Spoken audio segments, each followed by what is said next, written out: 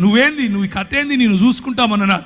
RSS వాళ్ళు, VHP వాళ్ళు నాకు ఈమెయిల్ రాసేవాళ్ళు, నువ్వు ఏ మార్గం గుండా వెళ్తున్నావో మాకు తెలుసు, నువ్వు ఎట్లొస్తావో మాకు తెలుసు, నువ్వు ఎప్పుడు ఇంటికి చేరకుండా ఎప్పుడు సస్తావో కూడా నీకు తెలియకుండా చేస్తాం అని అనేవారు. ఇలాంటి పరిస్థితులు.